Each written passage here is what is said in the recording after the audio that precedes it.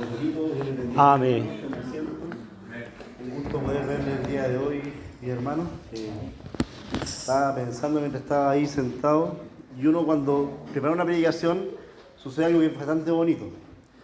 Que uno de todo lo que está leyendo, del 100% de las cosas que uno lee, investiga para poder preparar una predicación, uno a los hermanos le da quizás el 10% de todo lo que uno busca.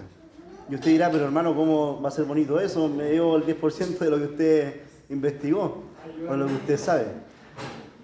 Pero nosotros los predicadores actuamos generalmente como una prensa, mi hermano. De las 100 cosas que nosotros tenemos, las estrujamos tanto, las presionamos tanto, y al final esa miel, ese oro, esa gota, de todo eso que nosotros leímos e investigamos, eso es lo que entregamos a ustedes, mi hermano, que es lo mejor. Así que el día de hoy tengo la labor de predicar acerca de Mateo 6, versículo 24. Así que le invito a mi hermano a ponerse de pie, a buscarlo, a encender sus Biblias.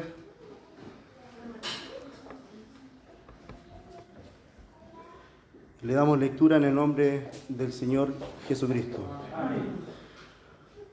Mateo 6, 24. Dice: ninguno puede servir a dos señores, porque o aborrecerá al uno y amará al otro, o estimará al uno y menospreciará al otro. No podéis servir a Dios y a las riquezas. Vamos a orar. Amén. Mi buen Padre Celestial, y gracias le damos, Señor, por la porción de su palabra, mi Dios bendito, Señor. Le ruego que usted me utilice, Señor, como un instrumento en sus manos, mi Dios bendito, que no sea yo el que hable, sino usted, Señor. Le ruego que las palabras del día de hoy quede, Señor, en lo profundo de los corazones de nuestros hermanos, mi Dios bendito, Señor. Que meditemos en su palabra, Señor, día y noche, que la pongamos por obra, mi Dios bendito, Señor. Y como vamos a ver aquí, mi Dios bendito, Señor, que no seamos cristianos solamente de días domingos, sino que seamos cristianos todos los días de nuestras vidas, mi Dios bendito, Señor. Le doy gracias por todo esto y le pedimos su orientación, su guía, Señor, en el nombre del Señor Jesucristo. Amén. Toma asiento, mis hermanos. Si nosotros recordamos, mis hermanos, los versículos que ya se han estado leyendo en las predicaciones anteriores, ya desde el 19 hasta el 23, incluso al 24 que hemos leído ya el día de hoy, hemos visto que el Señor, ante todo, mis hermanos, establece un mandamiento. ¿Y cuál es ese mandamiento? No hay tesoros en la tierra, sino haceos tesoros en el cielo. Amén. Gloria a Dios. Pero luego de eso, una vez dado este mandamiento, mis hermanos, el Señor pasa a ofrecernos razones para poder cumplir este mandamiento de no hacer tesoros en la tierra, sino hacer tesoros en los cielos. Y este es el versículo que hemos leído el día de hoy. Cuando leemos el Sermón del Monte, vemos una cantidad maravillosa, mi Señor, mis hermanos, de la comprensión de nuestro Señor Jesús hacia nosotros. De hecho, Él no necesita darnos razones de todas las cosas que Él dice, no necesita explicarnos todas las cosas que Él menciona, porque es propio de Él mandarnos a hacer tales cosas. Por lo tanto, no está obligado Él a darnos razones, pero ¿por qué lo hace, mis hermanos? ¿Por qué Él nos da razones de todas las cosas que nos enseña? Porque Él se inclina ante nuestra debilidad, siendo Él todopoderoso, siendo Él eterno, siendo Él lo más grande en este mundo. Él se inclina ante nuestra debilidad y viene en ayuda nuestra, dándonos razones para poder cumplir con sus mandamientos. Y lo hace de una forma, mis hermanos, pero tan especial. No nos da una razón para cumplir con sus mandamientos realmente, sino que nos da una serie completa de cómo cumplir con sus mandamientos. No nos da una razón entonces, sino que una serie, pero una serie de razones que no solo es porque ansía Él también ayudarnos, sino que también porque Él está preocupado, mis hermanos, de este tema, porque este tema que trataremos el día de hoy es de una gravedad trascendental. Veremos el día de hoy que esto, mis hermanos, de hacer riquezas en la tierra o seguir a las riquezas más que a Dios, es uno de los asuntos más serios que están en la Biblia. Y como introducción, y ya al contexto nacional el día de hoy, sabemos que están las discusiones ya políticas, van a haber votaciones a concejales, gobernadores, van a haber elecciones a alcalde. Por lo tanto, esa carrera política ya comenzó, mis hermanos. Pero ¿cuál es el verdadero interés de aquellas personas? Y no es que me ponga comunista el día de hoy, pero ¿cuál es el interés de los políticos el día de hoy, mis hermanos? ¿Será la gente en realidad? ¿La preocupación de la gente? Vemos, de hecho, que el día de ayer Boric, en vez de preocuparse de la gente que necesita más salud o más mejores sueldos o necesita casas, en realidad se preocupó de dar a conocer de que él quiere aborto libre, quiere votar por la eutanasia. Entonces, si se da cuenta, el político el día de hoy no busca el servicio a las personas, sino que busca su propio interés. Y generalmente, pero no todos, buscan las riquezas, porque si se dan cuenta, entran pobres pero salen ricos. Entonces, el objetivo de las personas en general, no solamente de los políticos, es buscar las riquezas en la tierra.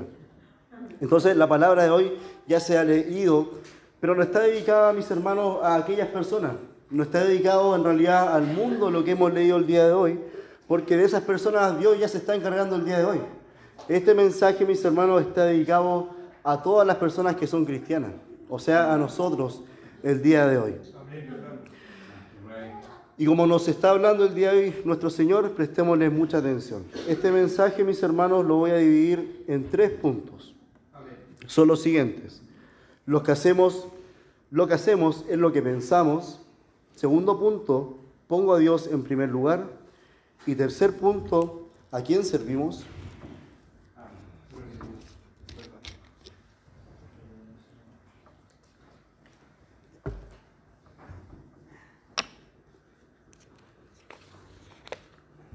Entonces, mi hermano, primer punto, de todos estos versículos anteriores que ya hemos visto, del versículo 19 hasta el 23 y el 24 el día de hoy, el Señor concluyó presentando ahora una imposibilidad, mis hermanos, una imposibilidad. Él dice, ninguno puede servir a 2 señores, o sea, nadie puede servir a 2 señores.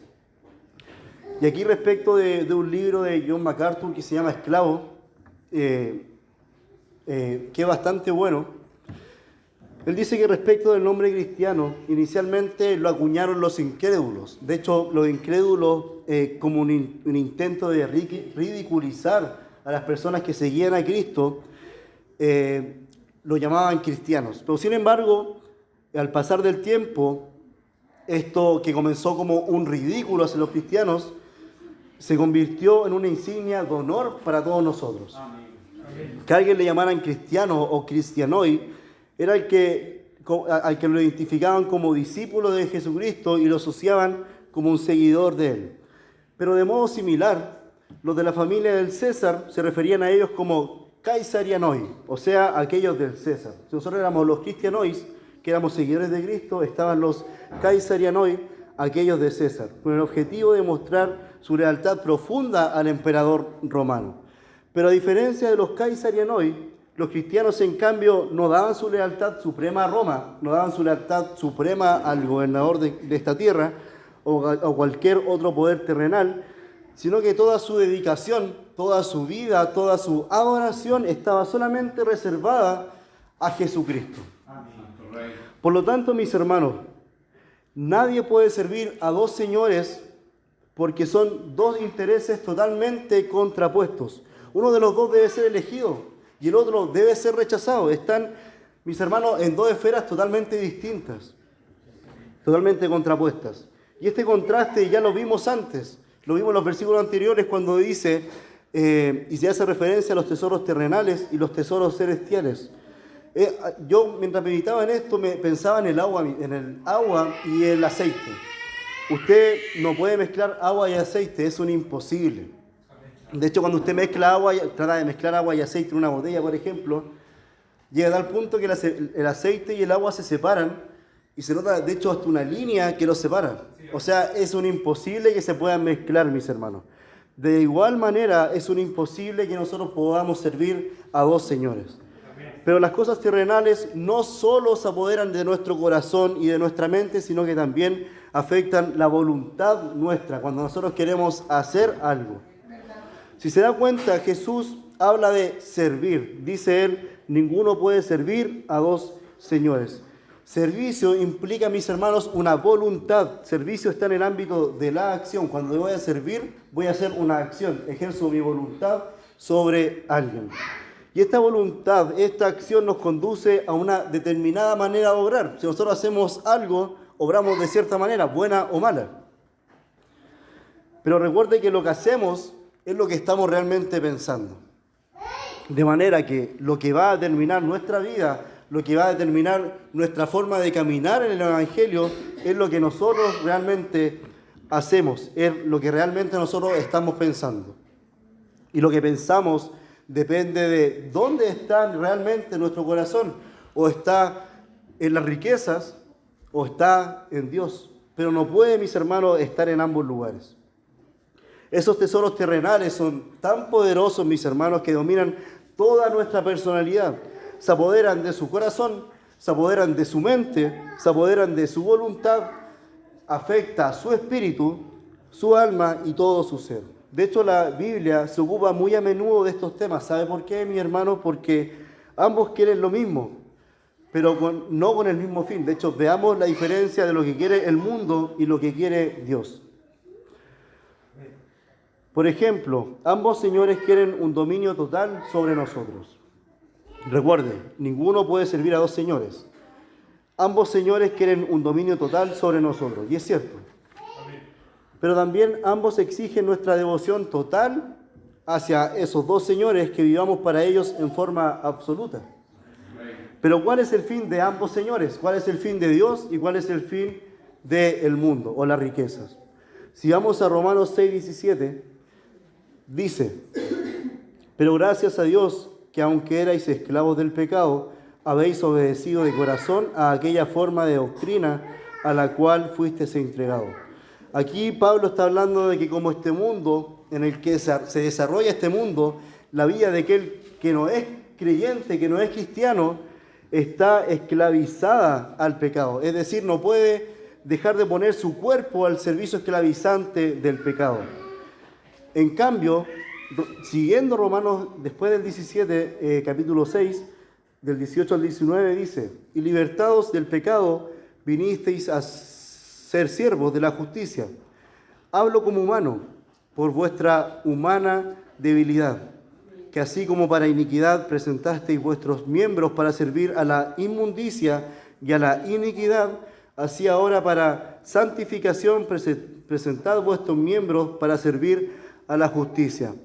De este versículo 18 y 19 se ha producido un cambio, mis hermanos, liberador, que permite que el cristiano entre voluntariamente al servicio de Dios. Por lo tanto, la salvación produce un cambio en nosotros de posición y nos capacita para un cambio de orientación en la vida nuestra, en la orientación de nuestro caminar como creyentes, ya que Dios nos saca del dominio del pecado y nos pone en otro lugar, que es en el reino de la libertad en Cristo Jesús. De hecho, Colosenses 1:13 dice: el cual nos ha librado de la potestad de las tinieblas y trasladado al reino de su Hijo amado. Se da cuenta que el Evangelio de Cristo nos saca del mundo del pecado, de la esclavitud del pecado, y nos traslada a su reino admirable. Entonces, si nos traslada del mundo, de la riqueza, de todo lo malo que había allá afuera, y nos traslada al reino de Dios, ¿podemos nosotros seguir sirviendo a los dos señores por igual? La palabra dice que es imposible.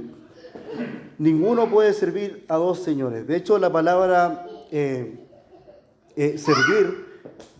servir en griego es dulewein.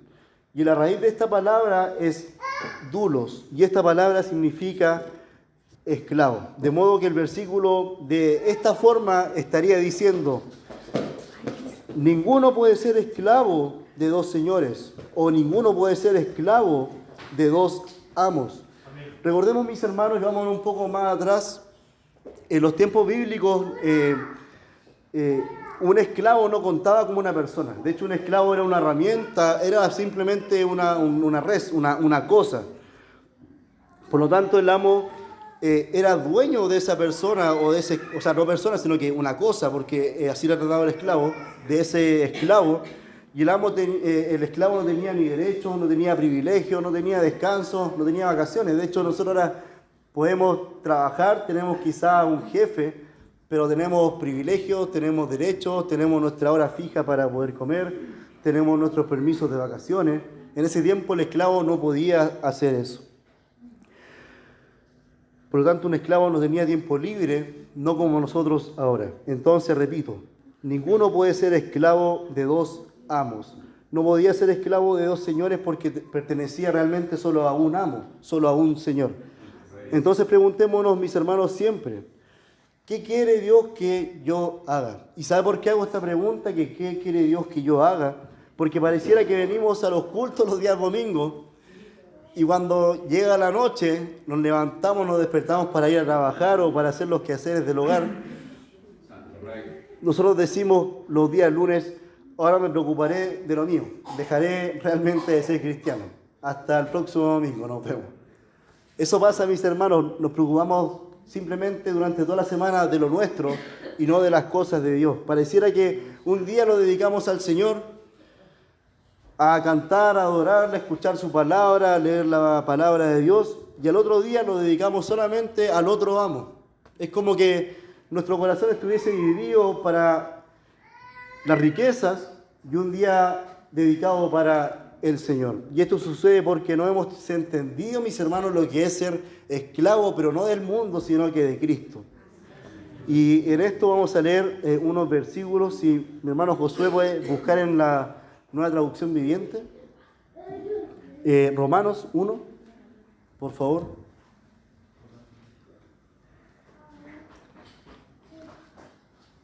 Del Romanos 1, del 10 al 18.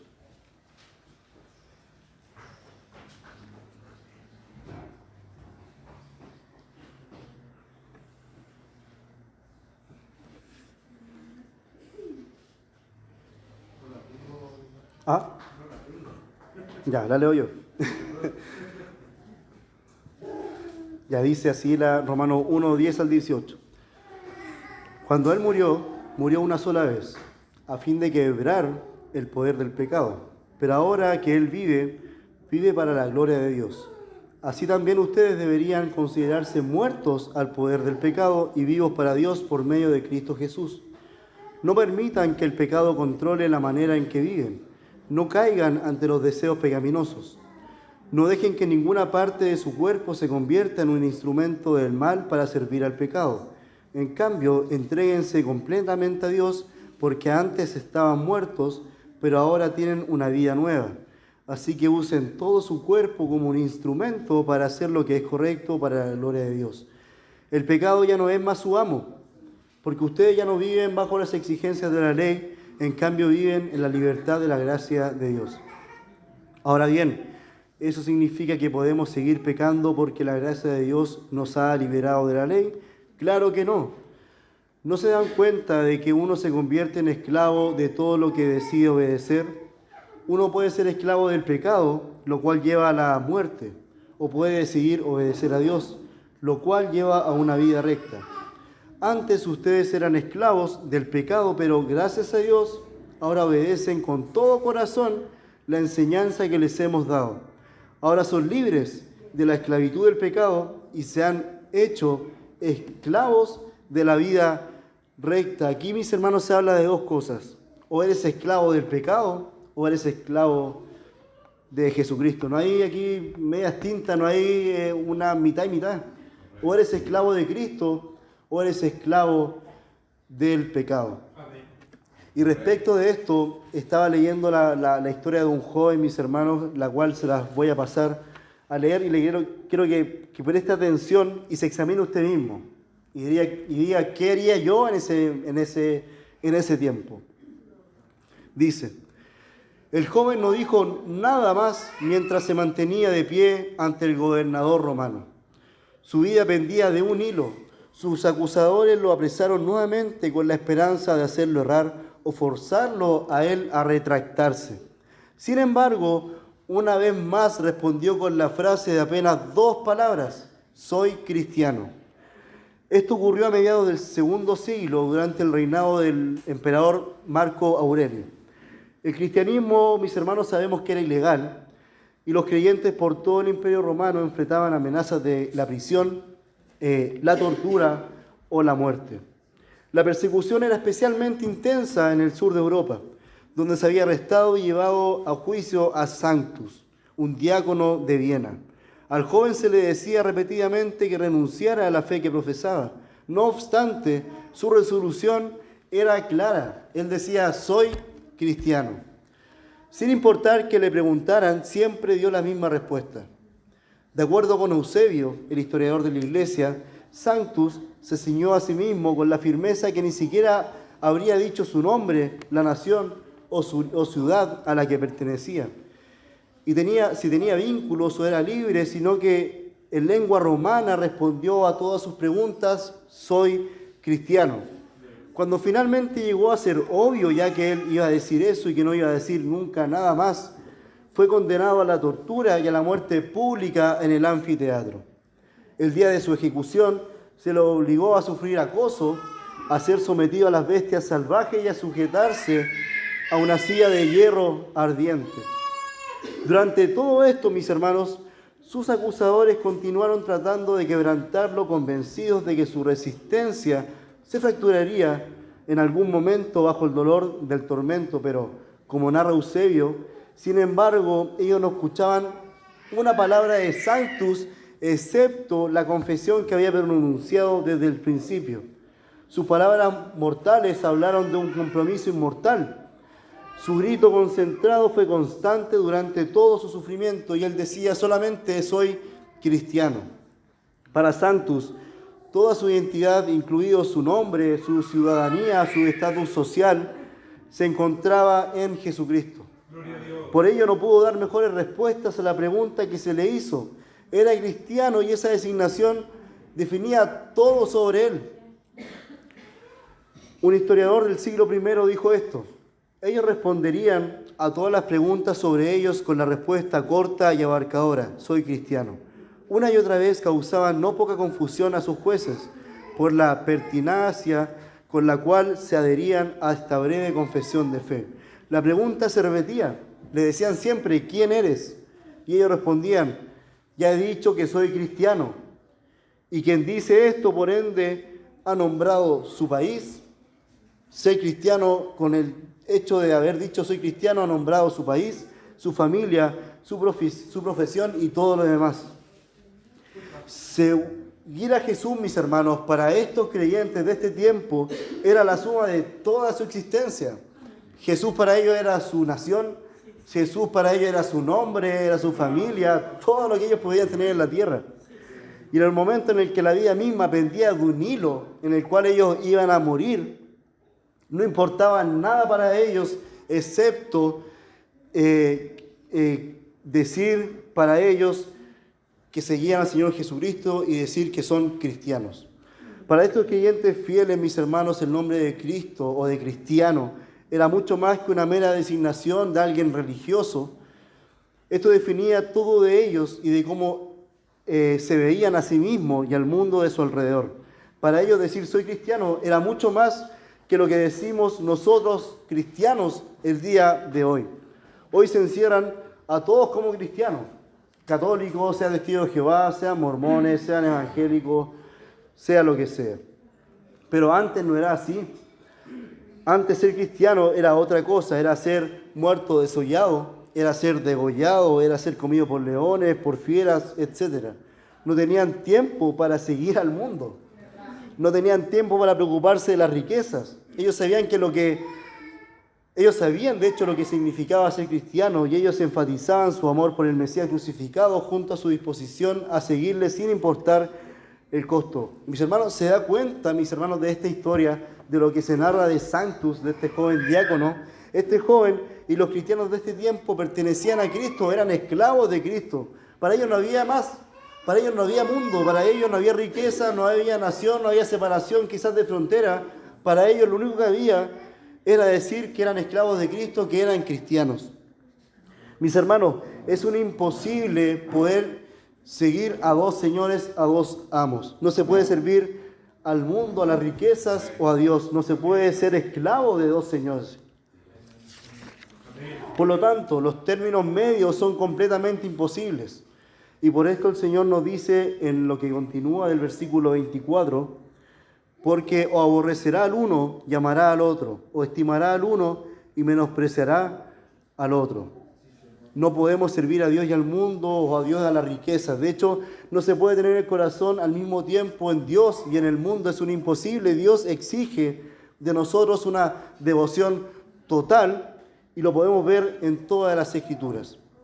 Y la pregunta y el siguiente punto y último que vamos a ver el día de hoy, mis hermanos, el segundo, es: ¿pongo a Dios en primer lugar? ¿Estoy poniendo en mi vida al Señor en primer lugar?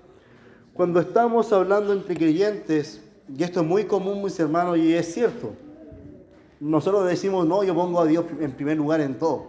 Voy al trabajo y antes de la entrevista pongo al Señor en primer lugar. Voy al mall y antes de comprarme una ropa, pongo al Señor en siempre en primer lugar. De hecho, nosotros muchas veces le decimos a los hermanos, pongan al Señor en primer lugar siempre en sus vidas. Y pareciera esta frase, mis hermanos, como un cliché porque se repite muchas veces entre los creyentes, pero es totalmente bíblica, por lo tanto está bien decirla. No tiene nada malo decirlo, pero tiene que cumplirse, ¿no cree, hermano? Cuando decimos que el Señor está en primer lugar en todas las cosas que hacemos, tiene que cumplirse. Cuando decimos que ponemos a Dios en primer lugar, estamos confirmando de que lo más importante de este mundo es nuestro Señor. Que lo más importante que cualquier otra persona, mis hermanos, que quizás cualquier otra palabra dictada en esta tierra, es nuestro Señor, es lo más valioso que tenemos. O sea que cuando organizamos nuestros horarios, cuando organizamos nuestras finanzas, cuando llega fin de mes, le damos máxima prioridad a Dios, porque todas las demás prioridades pasan a un segundo lugar. Pero ¿qué significa poner a Dios en primer lugar? Poner a Dios en primer lugar, número 1, significa que guardamos el mayor mandamiento. Amarás al Señor tu Dios con todo tu corazón y con toda tu alma y con toda tu mente. En otras palabras, estamos totalmente involucrados con una relación directa hacia nuestro Dios por medio de Cristo. Todo lo tenemos y todo lo que somos se la dedicamos a Él. ¿Qué más significa poner a Dios en primer lugar? Significa evitar la idolatría en todas las formas. Hijitos, como dice 1 de Juan 5:21, hijitos guardados de los ídolos. Un ídolo es cualquier cosa que sustituya a Dios. Un ídolo es cualquier cosa que nos aparte del la verdadera devoción o servicio a nuestro Señor. Así como Gedeón derribó el altar de Baal y cortó la imagen de Acera, nosotros debemos arrancar de nuestros corazones, mis hermanos, a cualquiera que afecte nuestra devoción o reverencia a Dios. Así como Gedeón construyó un altar al Señor para reemplazar las imágenes idolátricas, nosotros debemos dedicarnos como sacrificios vivos a Dios y de esa manera ponerlo a Él en primer lugar siempre. Tercero, ¿qué significa poner a Dios en primer lugar? Significa que nos esforzamos por seguir los pasos de Jesús. Primera de Pedro 2:21 dice, pues para eso fuisteis llamados, porque también Cristo padeció por nosotros, dejándonos ejemplo para que sigáis sus pisadas.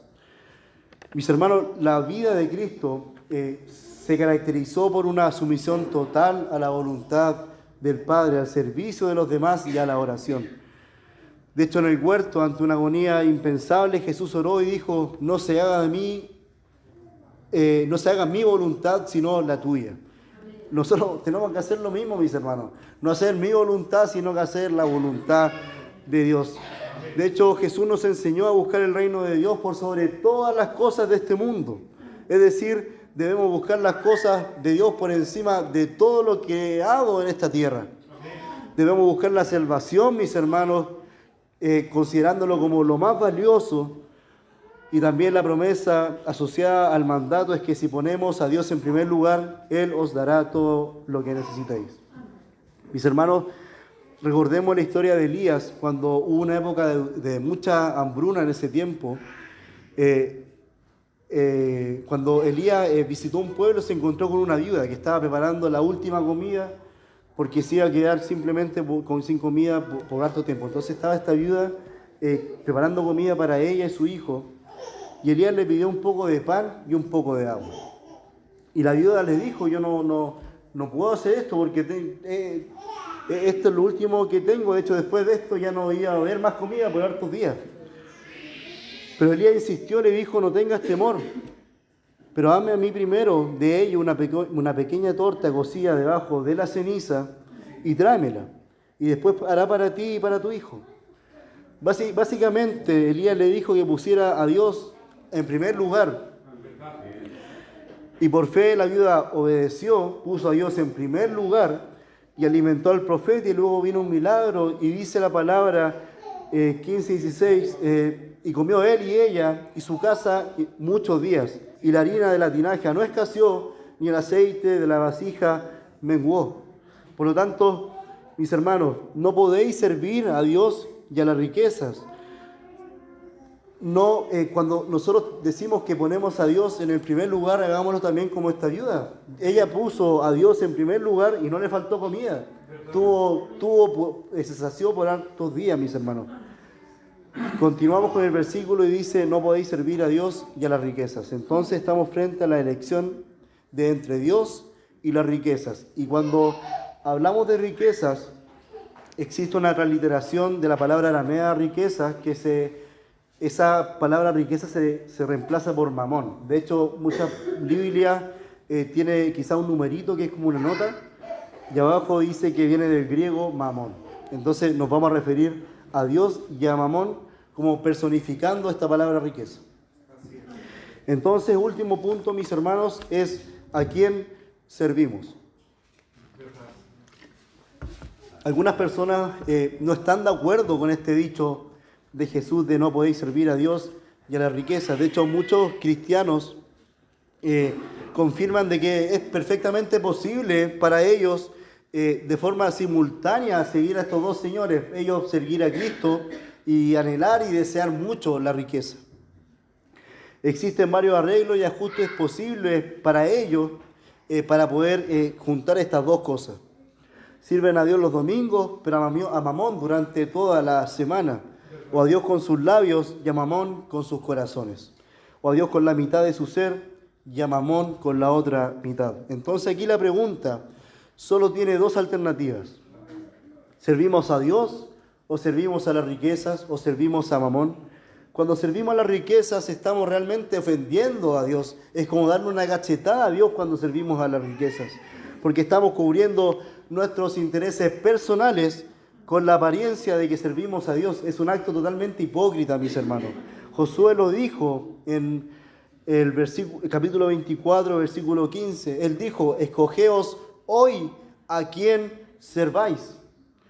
¿Verdad? Y le digo también el día de hoy, mis hermanos, escojan hoy a quién van a servir, a Dios o a las riquezas. Por lo tanto, no podéis servir a Dios y a las riquezas. Está la historia, mis hermanos, de un campesino que un día fue con mucho gozo y alegría de corazón a informar a su esposa y a su familia que su mejor vaca había parido 2 terneros. Él estaba pero muy contento, estaba muy emocionado.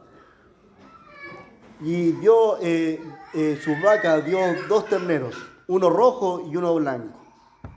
Y dijo, ¿saben que de repente sentí un impulso en mí que debemos dedicar uno de estos 2 terneros al Señor? Los criaremos juntos y cuando llegue el momento venderemos a uno y nos guardaremos el dinero y el otro también lo venderemos, pero daremos este dinero de este ternerito que vamos a vender, se lo vamos a dar al Señor, lo vamos a poner para la obra del Señor. Su esposa le preguntó entonces cuál de los 2 iba a dedicar al Señor. Recuerde que tuvo 2 terneros, uno rojo y uno blanco. Y el hombre dijo, no hay por qué preocuparse de esto ahora. Replicó, los trataremos igual a los 2 y cuando les daremos comida, de todo, y cuando llegue el momento, haremos lo que dije. Y el caballero se fue. Al cabo de unos meses, el hombre entró en la cocina con aspecto ya deprimido, infeliz, muy triste. Y cuando su esposa preguntó qué le sucedía, contestó, amor, tengo malas noticias, tengo pésimas noticias. El ternero del Señor se murió. Pero recuerde que él no dijo que ninguno era del Señor. Y le dice, el ternero del Señor se murió. Pero ella le dijo, ¿no habías decidido cuál era el ternero del Señor? Y el caballero, el hombre le dice, oh sí, respondió, había decidido que era el blanco. Y es el blanco justo el que se murió. El ternero del Señor se ha muerto. El ternero justo el del Señor se ha muerto. ¿Sabe, hermano? Cuando siempre es el ternero el que se muere. Siempre es lo que está dedicado al Señor lo que se muere. ¿Y a qué me refiero con esto? Que cuando el dinero escasea, lo primero que economizamos es nuestra contribución a la obra del Señor. Y es siempre lo que falta, siempre el dinero que falta en la casa o el día del servicio, justo es el dinero que es para la obra del Señor. ¿Se ha dado cuenta, mis hermanos? Por lo tanto, mis hermanos, este hombre hizo lo mismo. De los dos que él no dijo ninguno es del Señor, justo el del Señor se murió. Porque él le importó más vender el otro para adquirir riqueza a él y no para la obra del Señor. Nosotros estamos muchas veces igual, mis hermanos. No podéis servir a Dios y a las riquezas. Estas cosas tienden a interponerse entre nosotros y Dios, y nuestra actitud hacia ellas, en último término, determina nuestra relación con Dios. Es el simple hecho, de hecho, mis hermanos, que creemos en Dios y le llamemos Señor, Señor, y lo mismo en el caso de Cristo, no es prueba en sí misma de que lo estamos sirviendo, de que conocemos sus exigencias totalitarias y que estamos ante Él quizás alegres ante su presencia. Mis hermanos, y como palabras finales de este mensaje, los que ponen en primer lugar se distinguirán del resto del mundo. Obedecerán los mandatos de Dios, Juan 14:15. Los que ponen a Dios en primer lugar tomarán su cruz, como decía nuestro hermano Leo el día de hoy en su coordinación, y seguirán a Jesús. No abandonarán su primer amor. Dan a Dios las primicias y no las obras. La vida cristiana se caracteriza por el servicio desinteresado a Dios en cada momento que fluye del amor a Él y a su pueblo. Mis hermanos, en todas las cosas el creyente siempre confía, obedece y llama a Dios por sobre todas las cosas de este mundo. Poner a Dios en primer lugar es más fácil cuando tomamos en serio las palabras de Romanos capítulo 11, versículo 36, que dice, porque de Él y por Él y para Él son todas las cosas, a Él sea la gloria por los siglos. Amén. Mis hermanos, de Él y por Él y para Él son todas las cosas de este mundo. Es un imposible servir a Dios y a las riquezas, a Dios o a Mamón, mis hermanos. Y Dios el día de hoy nos está exigiendo que tomemos una decisión. O le servimos a Él o servimos las riquezas. Por lo tanto, esta es la palabra del día de hoy, mis hermanos, de estos versículos. Esperando que haya podido entenderlo y haya sido un mensaje fácil de poder entender y poder ser oído. Y toda la gloria y la honra sea siempre a nuestro Dios. Dios les bendiga, mi hermano.